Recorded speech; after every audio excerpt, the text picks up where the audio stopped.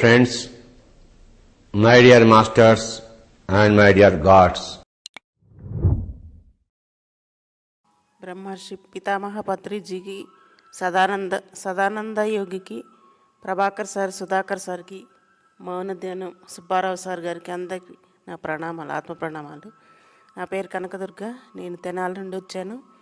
నాకు ఈరోజు వచ్చిన అనుభవము, అక్కడ గోశాలలో అక్కడ కూర్చున్నప్పుడు ఇద్దరు పొలం పని చేసుకునేవాళ్ళు, ఇద్దరు లేడీస్ అనమాట. ఇద్దరు కూర్చొని ఉన్నారు. వాళ్ళ దగ్గర నేను కూర్చొని ఉన్నాను. కూర్చొని ఉంటే ఏదో మాట్లాడుకుంటుంటే అంతలో నన్ను ఏదో భయపెట్టడానికి ఇద్దరు మగవాళ్ళు వచ్చారు. సైడ్ నుండి అటు వస్తున్నారు. వాళ్ళు గమనించా నేను. గమనించి ఏంటో నన్ను ఏదో భయపెట్టడానికి వస్తున్నట్టు అని నేను కొంచెం పక్కకు వాళ్ళతో మాట్లాడుతూ అటు తిరిగి ఉన్నా. కానీ నా కళ్ళి చూసి ఒక అతను ఎత్తుగా హైట్గా ఉన్నాడు. అతనికి ఇక్కడ గాజు కన్ను ఉన్నది. ఇక్కడ ఒక కన్ను కూడా గాజు కన్ను ఉన్నది. ఇంకా ఏంటో నన్ను భయపెడుతున్నారు అని నాకు భయం వేసింది.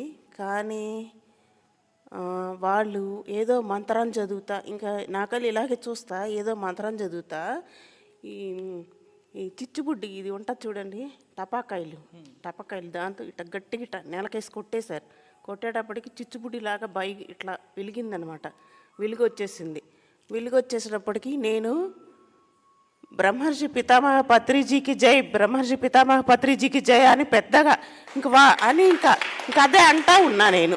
అది నాకు నిద్రలో వచ్చిందో లేకపోతే నేను ఎరుకతో ఉన్నాను నాకే అర్థం కావట్లేదు. కానీ ఇంక అట్లాగే అంటా ఉండేటప్పటికి వాళ్ళు ఎట్టిపోయారో అర్థం కాలే. ఇంక తర్వాత అంటే నాకేంటంటే, నేను ఎరుకతో ఉన్నా కూడా నిద్రలో ఉన్నా కూడా ఆ పత్రిజీ శివయ్య నాకెప్పుడు నాతోనే ఉంటారు అని చెప్పి నాకు అర్థమైపోయింది. ఎంతవరకు తిను బయట ఇలాగా ఉంటుందా, లేకపోతే ఎప్పుడు తనలోనే మేమున్నామా లేదా అని గమనించటానికి ఊరికి అలా వచ్చారని, శివుడే వచ్చాడని నాకు తెలిసింది.